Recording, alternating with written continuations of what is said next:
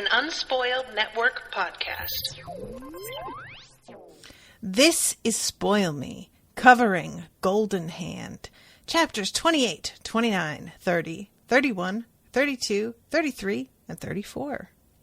Mysterious movements in the night, the Council of Touchstone, Ariel, threads from a charm of bone, who will slay this troublesome clore, across the greenwash, and into the shadowed depths. In these chapters, Lirael goes into death accompanied by Sabriel and gets a message from her mother. And it's pretty fraught, and I kind of feel bad for Lirael in a way that hadn't really sunk in for me before. Welcome to Spoil Me.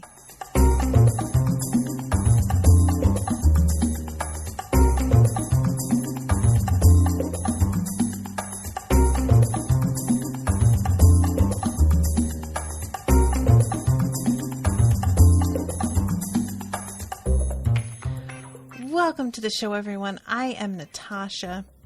First of all, thank you very much to Yama for commissioning this episode.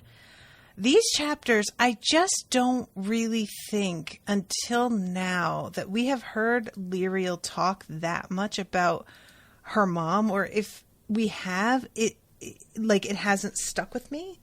But these chapters are the first time that I really feel like I am seeing some strong emotion from Lirael regarding her mom.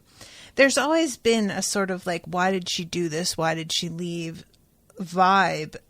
But because of the message that she gets from Farron, who I keep wanting to call Fenrir, by the way, like Fenrir Greyback, I feel like there is a bit more intensity to it this time around.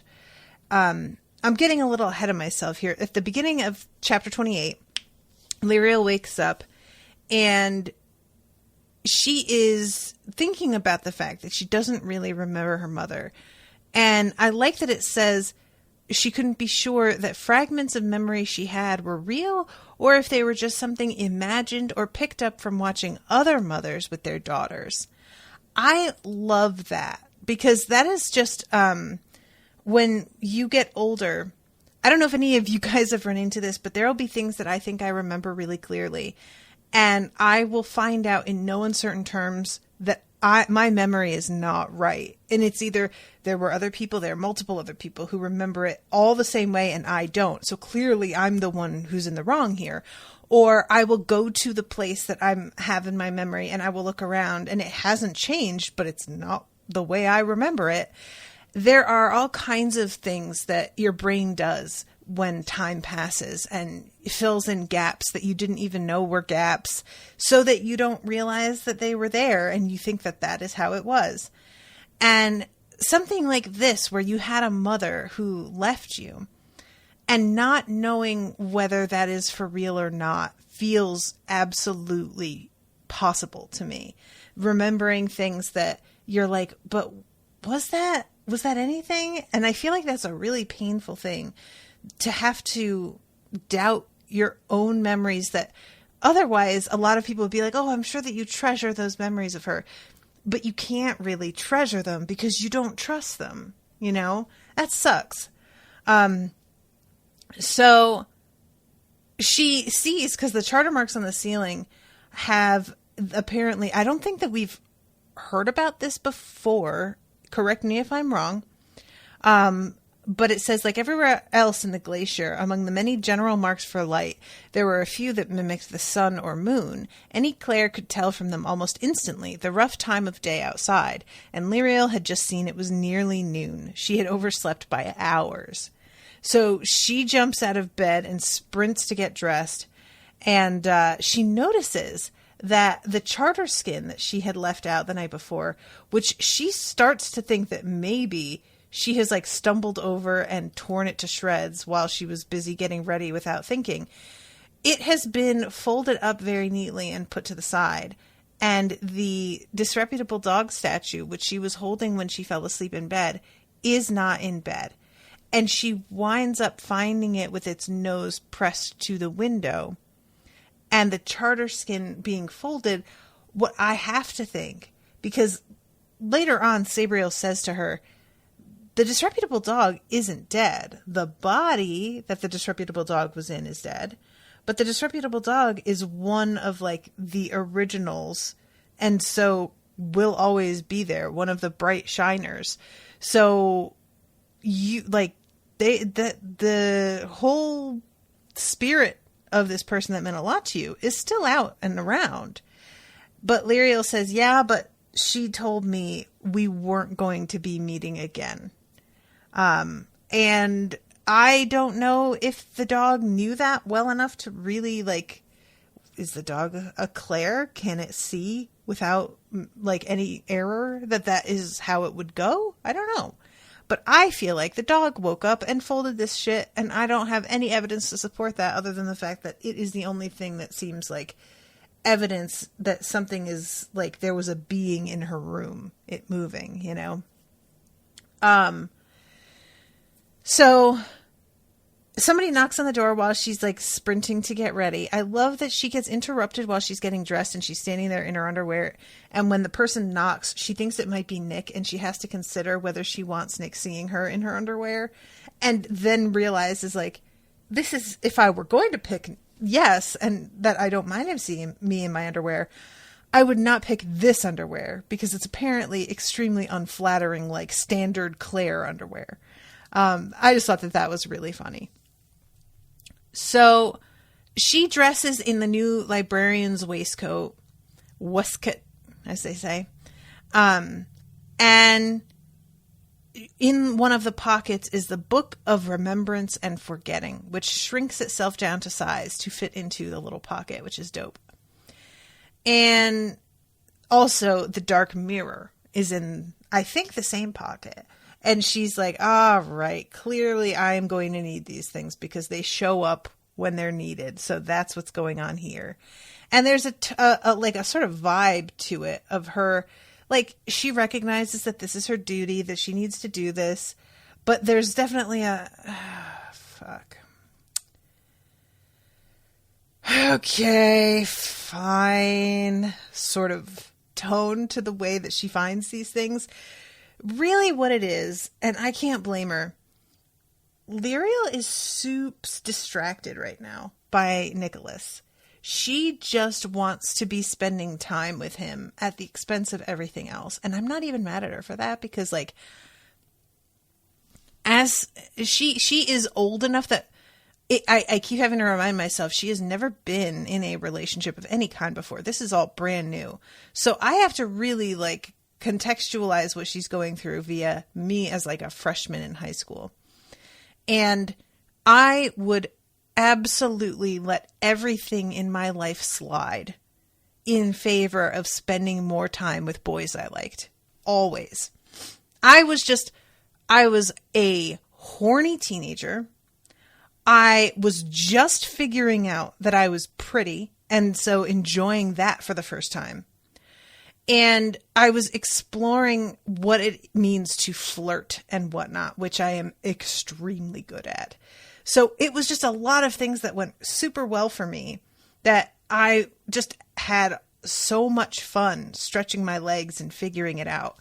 And if it came down to, like, oh, I have to go home and study, or I can keep hanging out with these two dudes and flirting up a storm for the next hour and a half, I would absolutely pick that. And those were just dudes that I wasn't even necessarily super interested in. It was just like the novelty of doing the thing. Lirael's in the position where it's somebody that she genuinely really likes and who she knows likes her back. And they have been so awkward up until now that they're on the same page with each other after all this time. I totally understand her feeling like she just wants to, do you know what I mean? Like, just spend every waking second with him. And even when later on it is determined that they are going to have to go down to the rift, she sort of, like, operates under this assumption that, oh, well, at least we'll have tonight together. And it's not until Touchstone is like, so you'll probably have to leave tonight, that she's like, oh, what? Like, she had thought that they would have one evening that they could spend alone together before going out on this really, difficult, dangerous mission. And it turns out they not only are they not going to get that one last night together, but we don't find out. I'm not sure, guys, if you knew this, but I sure didn't realize until she said something that she has to stay in the owl suit, I guess, the whole time they're traveling, because it is not made to be reusable. This skin will disintegrate once she leaves it. So she has to remain an owl the entire time. And that really, I felt Nicholas's disappointment there at realizing that he thinks, oh yeah, she'll carry me during the day, and then at night she'll turn back into a girl, and I'll be able to make out with her, and this will be great. And then to find out that actually the girl that he wants to make out with is just going to be a giant owl the whole time, that he just kind of has to get used to. That's a real disappointment. And if I were Nicholas, I would have been crestfallen. He actually copes with it probably better than I would have. And I wish to God that they had had time to talk this through before they left, so that it wouldn't have been a surprise.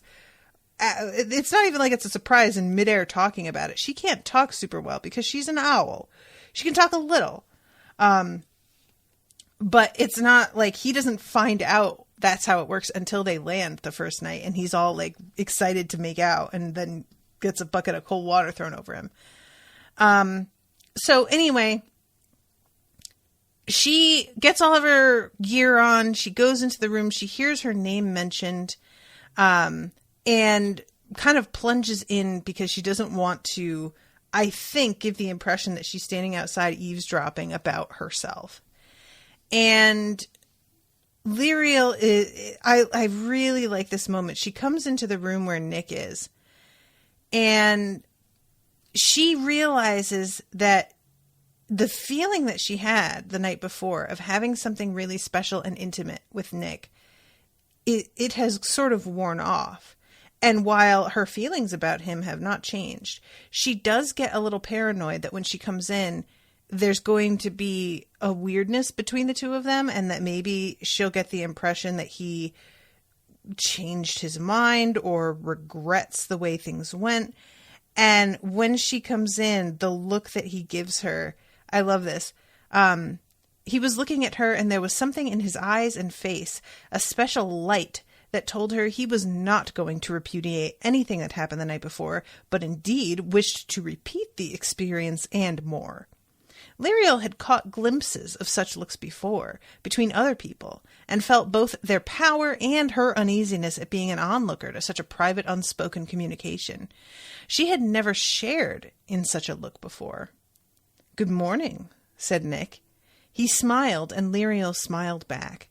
Their secret, shared world had once again been conjured between them, coexisting with the far more mundane reality around them. Can I just tell you guys how much I love that? I know how hokey writing romance can feel. It's one of those things that for me is a real mark of a good writer, if they are able to pull off romance in a way that feels not only believable, but interesting. And this sort of unsure, Lirael is inexperienced. I wouldn't call her necessarily lacking in confidence exactly, although I think there is some of that just naturally comes when you feel like you're with somebody who has more experience and you don't know what you're doing. But Lirael's not somebody who's God, why would anybody ever be interested in me? That's not her character. She's been approached before and just hasn't been interested. And by the way, I had said something in the Clariel recordings about how bummed I was that we were having another character who seemed to have no attraction to anybody. And I used Lirael as an example of him having done this before. Garth Nick's having another female character who for some reason just doesn't seem into anyone. And I'm really glad to be wrong about that and to see that it took, she just didn't have time for it, Now she has the leisure to indulge in this a little bit more, although that seems to be on its way out. But I'm just glad to be wrong about that. So it turns out that Nick is learning with Vancel how to feed his charter magic that seems to like come out of him into the spells to make them work better, or to help. As it turns out later, they're going to be in a place where the charter does not reach. So Nick is going to have to serve as a charter stone, a source of magic. And that is a pretty crazy thing that he's able to do. I am extremely curious if there is a precedent for other human beings having done this before, because, you know, he's being treated as a curio, as what's-her-face said, I think. And I assume that this hasn't happened based on the way everybody's sort of reacting and having to test it out because they don't know what his reaction is going to be or what the spell's reactions are going to be. And he's all excited, telling Lirael, like, I'm going to be able to help you. And Vancel has to be like, look, buddy, you know, you might be able to help her eventually, but you are sort of glossing over the fact that several times you failed. But, like, so, yeah, if you manage to get this working, that's great. But if you fail at one of these spells that she's going to be doing, which are significantly higher impact than the ones we practiced with, that could go really, really badly. And as she's saying this, she points out him holding Lirael's hand and the charter marks when he touched her hand. Like, first of all, her hand, which already glows, which reminder, Lirael is not a huge fan of, and is kind of like, oh my God, Sam, why did you make this a feature? It glows even brighter when he touches it, and charter marks begin to like drift off of it like snowflakes. And she points it out, and he has to let go of her hand and like sort of moves away, but holds her hand, her other hand, and stands right beside him. And I really enjoyed this moment of like declaration where he's sort of like, yeah, I'm going to let go of her hand, but I don't want anybody under the impression that I'm letting go of her at all. And then Vancel smiles, and it says, Lirael had never seen it before. She was not sure she liked it, and was quite relieved when the librarian's face settled back into its normal, serene detachment. She wasn't sure she liked it. What kind of smile does this woman have? That seemed a little harsh. Jeez. So as soon as she leaves, Lirael and Nick are like on each other, just making out really hard. But they have to pull each other apart, or they have to pull apart from one another. And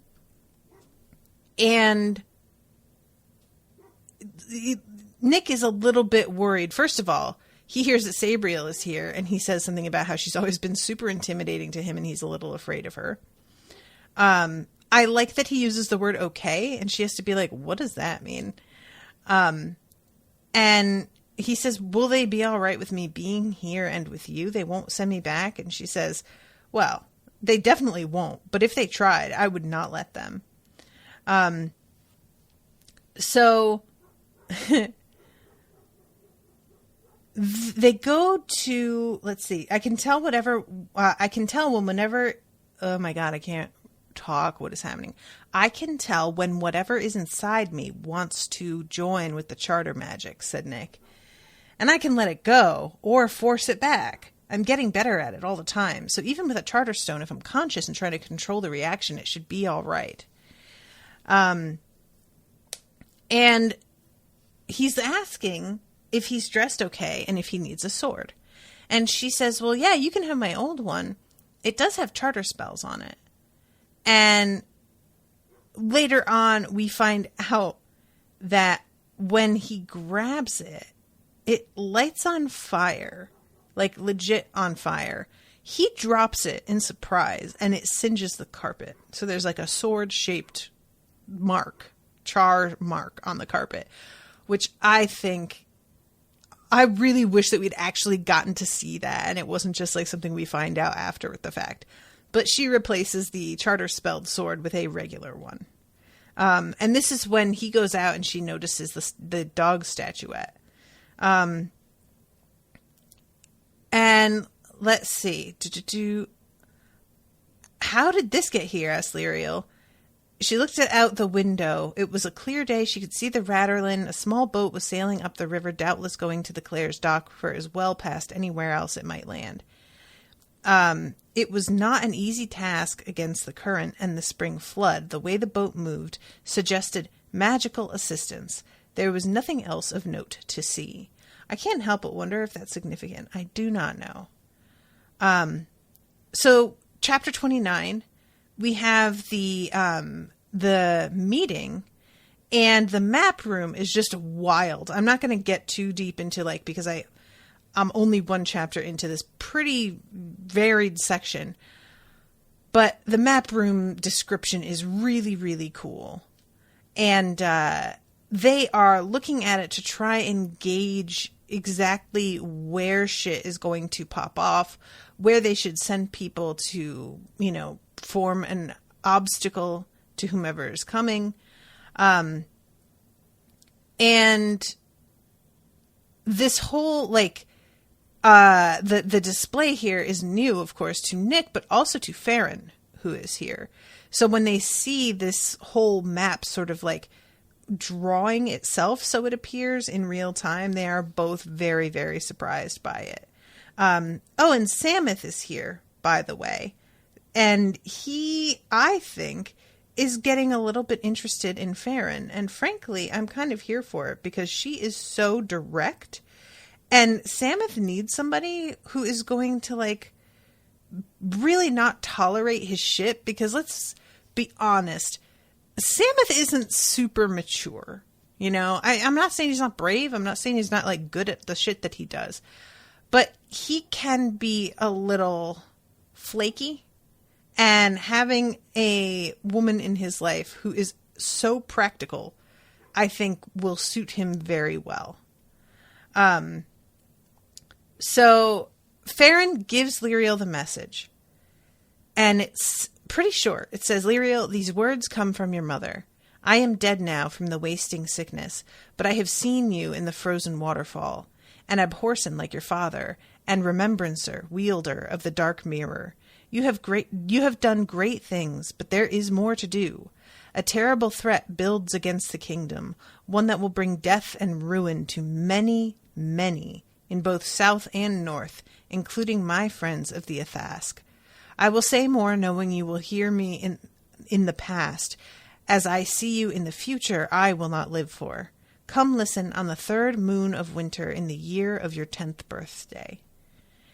And Lirael gets irritated and says, "That's all? My mother, who abandoned me, thinks I have more to do and wants me to go and listen to her in the past using the dark mirror?" asked Lirael, unable to hide the anger and hurt on her face. Ariel hadn't even bothered to say anything personal or send her love, just instructions. "Has anyone else seen this terrible threat?" "We have not," said Sonar calmly, seeing the emotion on Lirael's face. "But as you know, the watch is depleted. Many of our best seers either have the influenza or are recovering from it, and in the north, concentrations of free magic may cloud our vision." And they say that, there's a possibility that what Ariel saw wasn't even correct because she was, ill at the time, and people, Leclerc can fall victim to insanity after, seeing too many things. And then they start talking about how the timing of this influenza hitting, it's very common for there to be a wave of it because they have traders and people coming in and out all the time, merchants. But it's hit a lot earlier this year than it normally does. And it feels like this is purposeful. So then they begin to talk about Clore of the Mask. And Sabriel, when Farron says something about the witch with no face, she puts together who she thinks it is. And the reaction, everybody knows who Clore is, So she talks about how Clore has been, setting things up so that there are bodies ready for her, basically informing other people of what we, the readers, already are aware of. And then she opens this box, and it turns out that this is a fetish that was like embedded in Farron somehow. Let's see. The box sprang open, revealing a spindle of bone that flickered with small free magic fires. This is a charm or fetish I removed from Farron, said Sabriel. It has several purposes, but perhaps of most interest is the necromantic magic it holds, which I suspect links Farron in some way to the Witch with No Face. I need to examine it in depth. It may provide a clue as to why Farron was pursued with such strength and so far. Which we wind up finding out exactly how this works because they go into death with it. But that does lead to some trouble for the two of them. And they are, at this point, looking at the map and wanting to see like a clearer, closer view of the field market at the Greenwash, which is where it seems things are converging. And they are wondering, you know, there's a bridge, and they're like, it's possible they aren't even using the bridge. Is there anywhere else that they could cross over? And Farron's like, I tried crossing and there was nowhere. I like made this little raft and got swept out to sea. And it's just, I don't think very likely. I think they're going to have to use the bridge. So Touchstone dispatches a couple of messenger hawks giving information to prepare all of this. And then we have the meet with Lirael and Sabriel, where they climb up to like one of the highest peaks that's actually so high up that they have a little bit of difficulty breathing up there. And they go into death from here. And this is the moment where Lirael talks about the disreputable dog. And Sabriel says the physical shape she wore died, but she is Kibeth and will always be. She said my time with her had passed, said Lirael. There were tears in her eyes now. Sabriel put her arm around her shoulders. I'm sorry, she said. I did not want to bring you pain. I thought it was possible the dog might look in, as it were, as Mogget still does from time to time, though his motivations are, as ever, far more obscure. And Lirael's like, Mogget does that? Why does he do that? And Sabriel's basically like, shrug. Who knows? So they climb up to the lookout. They go into death. And Lirael looks into the mirror with one eye. And I had forgotten how this worked, that she had to like do that with just the one. I also enjoyed when Lirael says, oh, we don't even have to go past the first gate. This'll be easy. Sabriel has to be like, girl, we're going into death. Maybe don't be cavalier about it. I get what you're meaning, but you might want to reshape that attitude. And to her credit, Lirael doesn't get defensive, even though I think a lot of us would in her place. She kind of hears herself and is like, okay, yeah, that probably is not the best way to do this. I got to get my head right. So the mirror clears and she sees her mother, and her mom is really close to death. She's coughing up blood. She's very thin. She is sweating heavily, even though it's clearly like freezing cold. And it's a tough like moment for her to get to see her mom, and her mom is talking to her, but there's no actual genuine connection between the two of them, which I find really sad.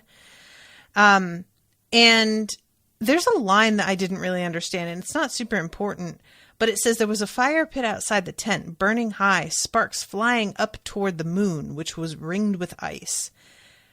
The moon is ringed with ice? Or is the fire pit ringed with ice? I had to stop and reread that a couple times. I assume that it means the fire pit, but I don't know. So Ariel says, Lirael, I hope I am indeed talking to you. I've always seen too much in the ice, been driven to make the future just so, to steer matters as if I alone might make a difference. Arrogance, I suppose, and stupidity. To look too much to the future and not enough to the present. I thought you would be happy in the glacier as I was growing up. I did not see you for so long. I thought you would be no different from all the others. I thought you would be crowned with the silver and moonstones as I was when I was 9. The sight has always come early in our family, but not with you. I am sorry. So sorry. And then says, the witch with no face has summoned the entire fighting and sorcerous strength of all the clans to gather at the field market by the second full moon of spring in the year you turn 20. From what I have seen, this is only a week or 10 days from when you look at me here. This great host will attack the day after the full moon at the Greenwash Bridge, yet the bridge is only part of it. There is some other plan that I cannot see. You must warn the king and Abhorsen, but force of arms cannot hold back the northern assault. At least, I do not think so. I have seen so many futures where the nomads roam the kingdoms, towns burn, walls breached at Belissaire, the glacier besieged, so many on both sides, dead and dying. It is the witch with no face who holds the chance of victory. She must be killed. I have seen you and a young man. You go to do it. You go beyond the great rift to the empty lands where the charter does not exist and the spirit glass shards lie all about. I don't know how, but you do it. That's the main thing. Find her and kill her. That's what you do. Except when you don't. Too many times, my daughter dead. It is a terrible thing to see, so terrible. And then she cries and kind of has to get a hold of herself. Beyond the great rift, the empty lands where the sorcerers go for spirit glass, that's where she is lying in her sarcophagus. The offerings know the way, though they don't know they know. All joined together, the witch with no face and the offerings. That's why she wants them burned. Wait. If they're all burned, then there's nothing, no thread to follow. But there was one, the one who goes to Lirael, doesn't she? I can't remember. Her hand, your poor hand, though the golden hand, a hand of gold. And she starts crying again. She just gets really sort of incoherent. Follow the thread. You must kill her. I have seen what must be done, though I cannot see clearly if you succeed. I have seen where you do not. I must not think of that. And then finishes with, go now with my love. I always loved you. Always. You probably don't believe it. Perhaps you shouldn't. Love should always be shown, not merely said. I was too slow to learn this, too distracted by my visions. Do better. Go now. Go, Lirael. Do not watch me die. Farewell. And I like this. After Lirael was like, this bitch didn't even send her love. And then she gets this moment here. And, I like that her mom is like simultaneously, I love you so much, but also admits I fucked up bad. And I understand if you don't really buy the fact that I love you the way that I do. And that's my fault. I appreciate her taking responsibility that way. So this is when Sabriel pulls out the fetish bone, and there are 2 threads of blackness that go in 2 different directions. And both of them go back into life. Lirael's looking at them, and she's like, they're going to follow one of them. Sabriel tells Lirael to watch her back. And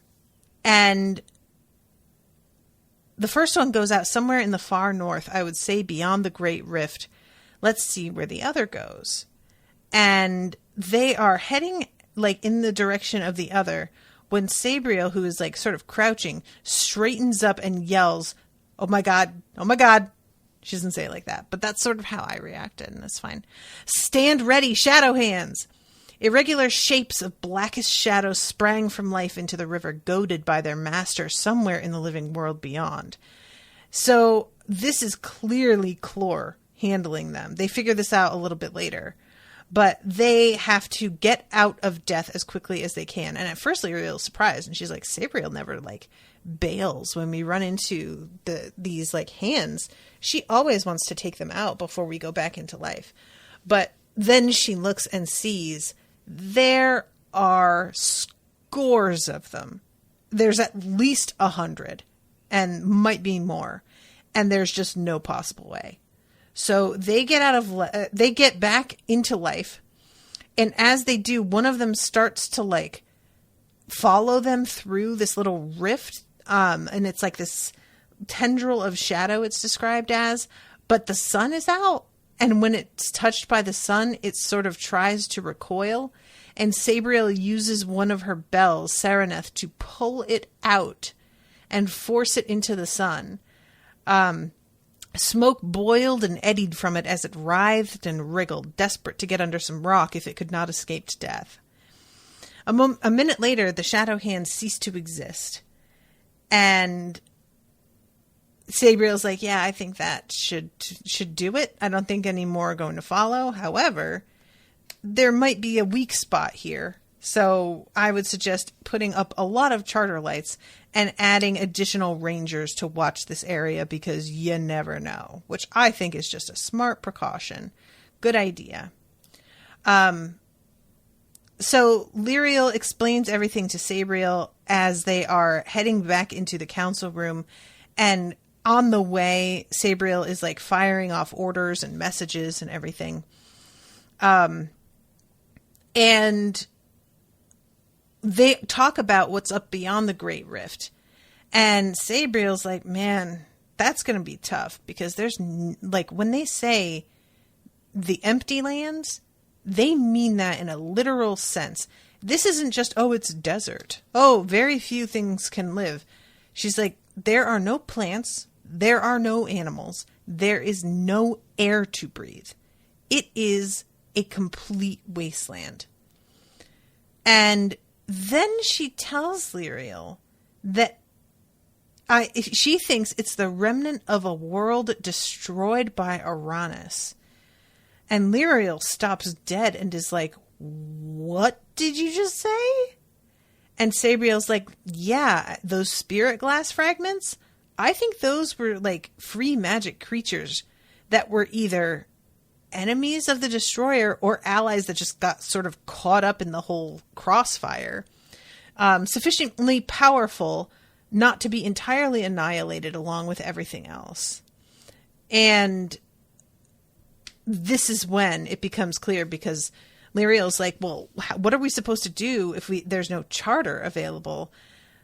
Sabriel says, bring some of the charter with us. And I was like, oh shit, this is what they're going to do. So they go back into the meeting room. They explain Touchstone. They explain to Touchstone what they have found out and the way things are going to be arrayed. And the Farron is so delightful. I love her so much. I enjoyed her POVs, but I really like seeing her from the outside to like get a look at what she appears to be to everyone else.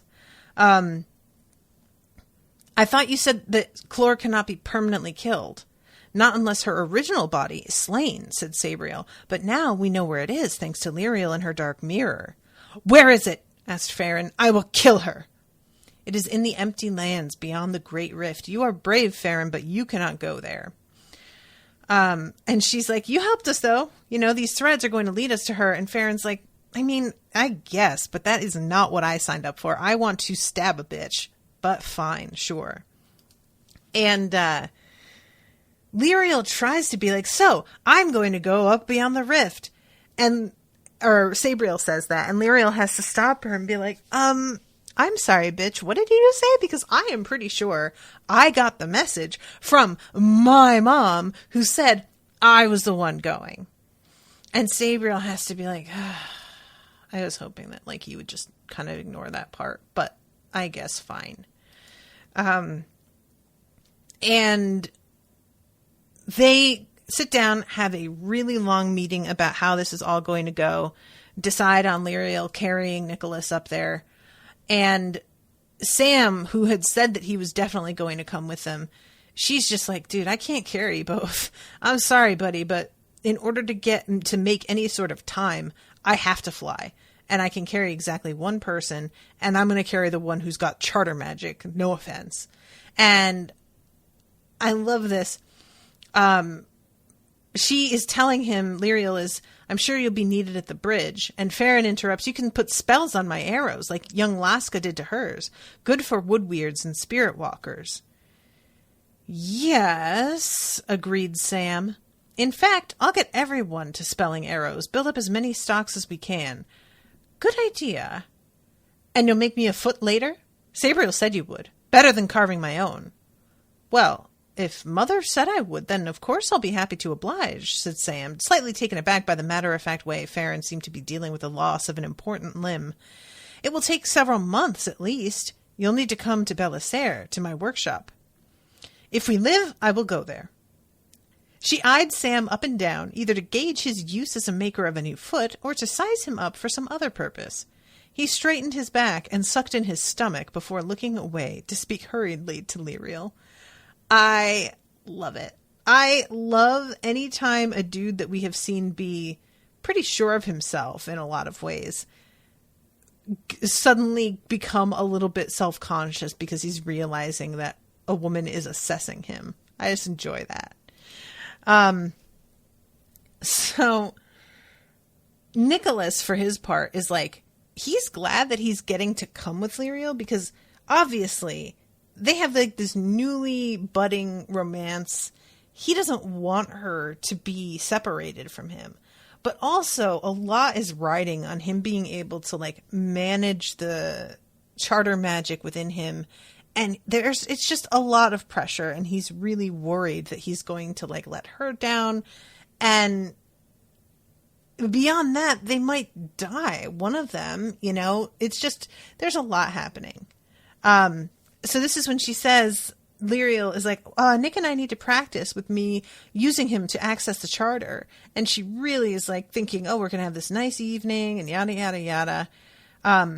And Touchstone says, you should go tonight, Lirael. And it says the comfortable, safe night she'd planned popped like a soap bubble in the bath floating under the hot water.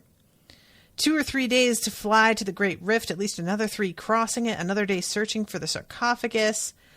Many things could happen. If you can finish off Clore once and for all, it would be best done before we come to battle. It might save many lives on both sides. So, Chapter 33, Across the Greenwash. We have the flight, which honestly I found so hilarious because Lirael, this is the first time that she's worn a charter skin since having her hand replaced. And so one of her wings is like golden. And when she first turned, it says, she'd seriously frightened both herself and Nick by dropping at least 400 feet towards the glacier below before managing to get her wings beating hard enough to lift them both up and begin to climb over the massive monolith of ice and head north. Her right wing was golden, which was part of the reason for Lirael's panic. For a few seconds, she thought it wouldn't work, so it didn't. But then it did. And apart from the color, it seemed to be just as good as the other one. He has trouble understanding her when she's trying to talk. She can't turn back into herself. It's been like the nights are rather chilly. They're having to like hide in places that they won't be stumbled across by other people. And the pressure is just rather on here. Love you, she shrieked at Nick when she came back. What? Asked Nick. Lirael shrugged very expressively, her head disappearing well past her shoulders, or rather the top of her wings. Nick looked mystified. Never mind, sleeping! The giant owl scratched out a shallow pit and settled down in it, putting her head under one wing and instantly fell asleep. I don't know why I found that so funny. Love you, she shrieked at Nick. Like, have they said that they love each other in the first place? I love the idea of the first time that you tell a dude you love him. It's when you're in owl shape and you're doing it through a beak and like screaming it at him. So they wake up, they head out again, and as she keeps practicing, she's starting to get a little bit better at the takeoffs, at the landings, because the way that she's carrying Nick, I was picturing him on her back. I forgot how it had worked last time, but he is like in a sling that she's carrying, like a big hammock. So when she goes to land at times, she is like almost bashed him into the ground because he's drooping down. And if she doesn't land lightly, he's the first thing to hit the ground. So she's starting to get a little bit better at it as time goes on. So very few of the Old Kingdom troops had arrived. Only the small troop of guards who patrolled the Nailway and the summer shift of the bridge company, which was a third under strength. Sam, true to his word, had immediately gone to work on spelling arrows, setting marks on shafts and flights so that they flew true, and on arrowheads so they would cleave free magic spells and rend free magic flesh.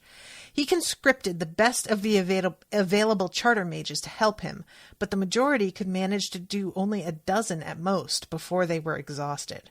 Sam did nearly 100 before he had to stop and rest. When he moved back from the bench in the armory wall and slumped against the wall, he realized Farron was watching him, sitting on the next bench, her crutches leaning against a spear stand. And she wants some of these spelled arrows, and he's like, "Girl, you don't have a charter mark. You can't use these." And she's like, "I told you to make them." And he said, "Yeah, I mean, it was a good idea, but you can't use them. I didn't know you wanted them. You're going to have to get a charter mark then." And she's like, "Well, okay, let me get a charter mark. How do I do it?" And he says, "It's done when you're a child." And she's like, "Okay, you're telling me that as an adult, I just can't get one? Come on, get out of here." And he says, "Well, okay, it's a big deal, though." And Farron's like, "Whatever, I'm going to go ask your mom." This bitch comes back with a fucking charter mark. I cannot tell you how delighted I was by this. She just comes back with it, and it's just like, "Yep, what's up? Here it is." And when they touch each other's marks, because that's like the traditional way that it works, she says it is like swimming in the high lake. The shock at first, then sudden cold, then it comes all around and you know what it is to be alive, and you go under and it is so smooth and clear and it seems to be forever, and it is not cold but warm. "Yes," said Sam. "Now you can give me magic arrows," said Farron, swinging away on her crutches. "When we are in Belissaire, you making my foot, you teach me to do the spells and make magic arrows, all right?" "Yes," said Sam. "If we live," added Farron casually. She looked over the finished shafts on the bench, which Sam, fresh from his immersion in the charter, could see all glowed with a light he wasn't really seeing with his eyes.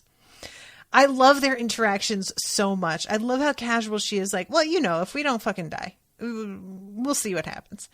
There's nothing really like fatalist about the way she's saying it. There's nothing like, "Well, who knows if we're going to come out of this alive, buddy."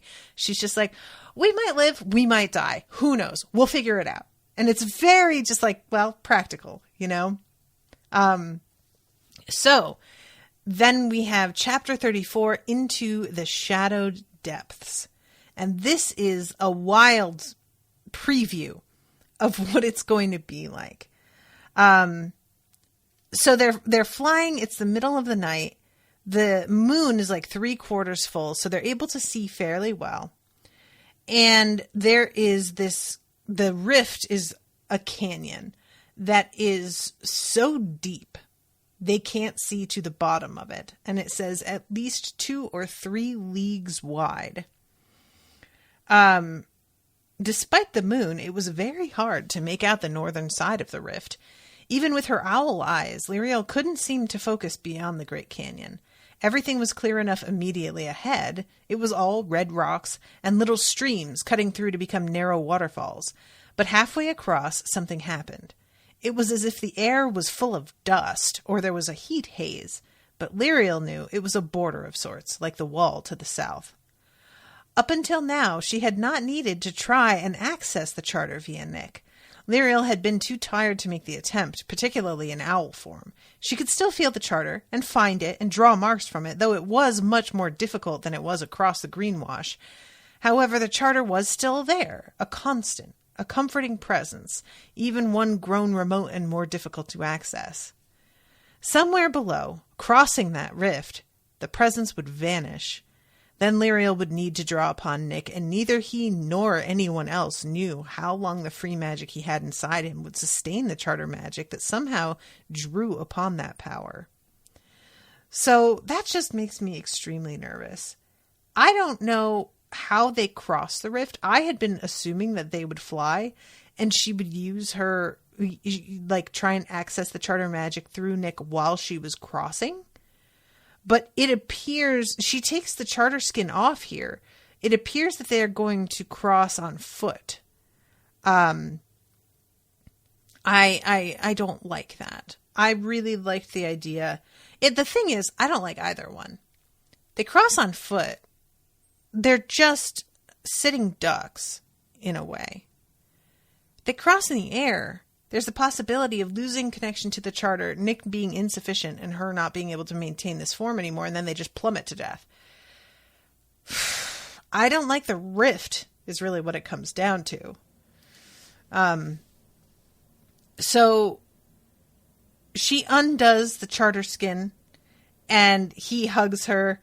Apparently, they both stink because of all of this traveling and everything. And she says, we have to start down. Apparently there are caves where the sorcerers usually rest.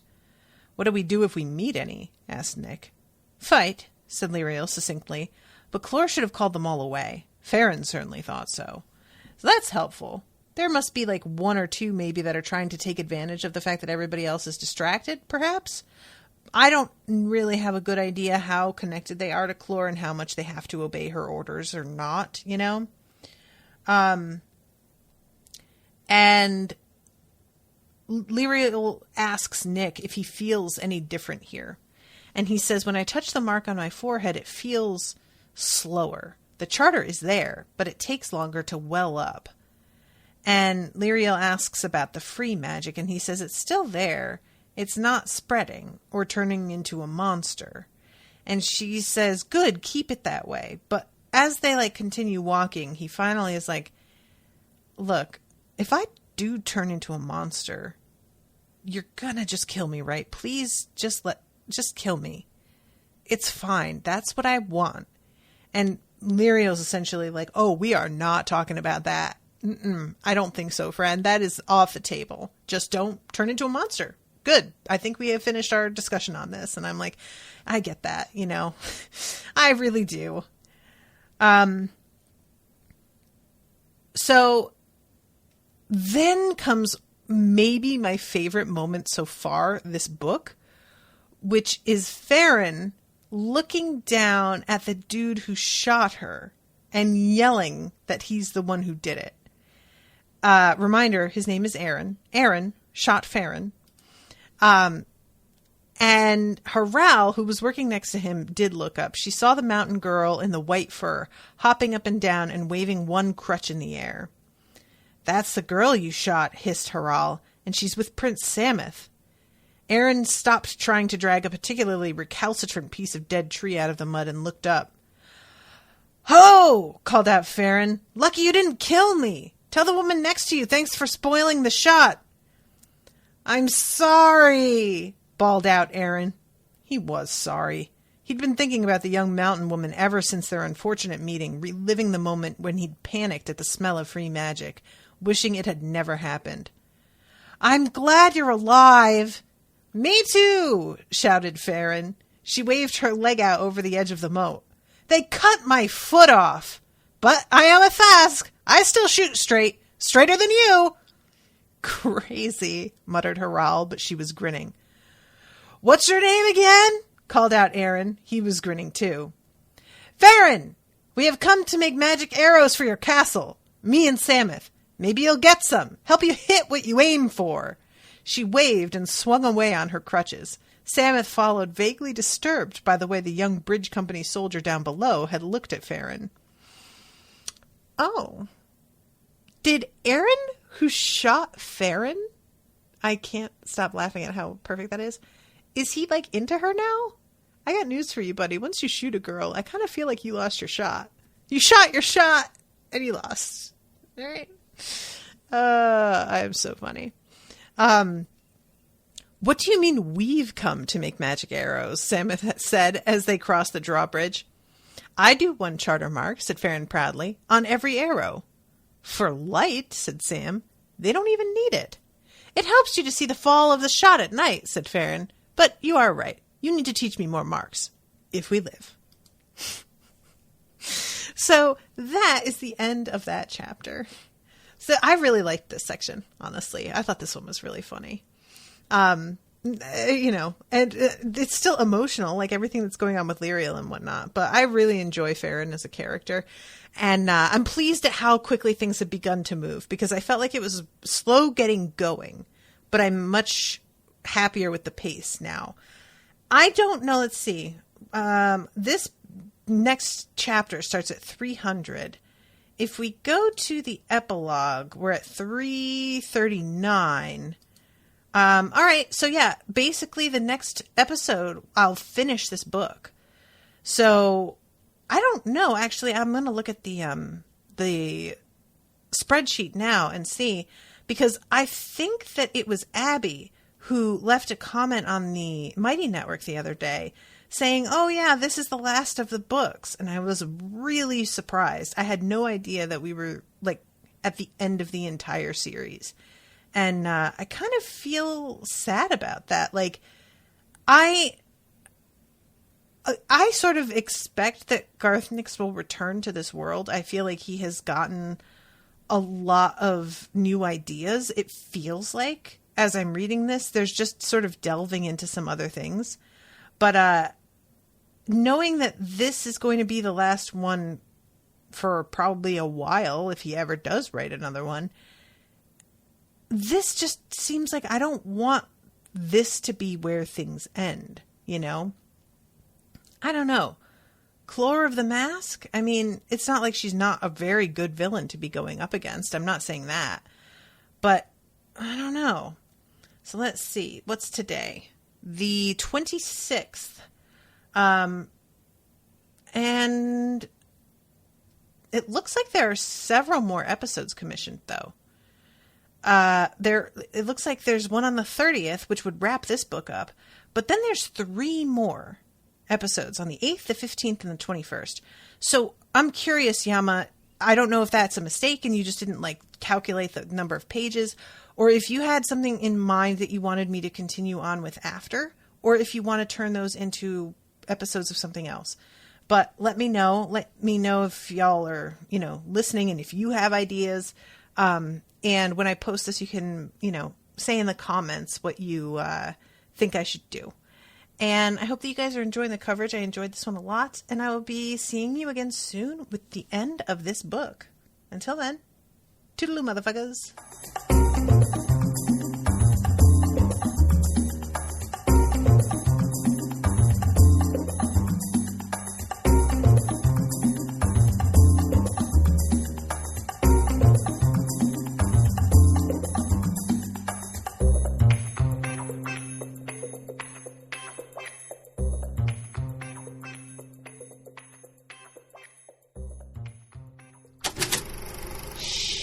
That was an Unspoiled Network podcast.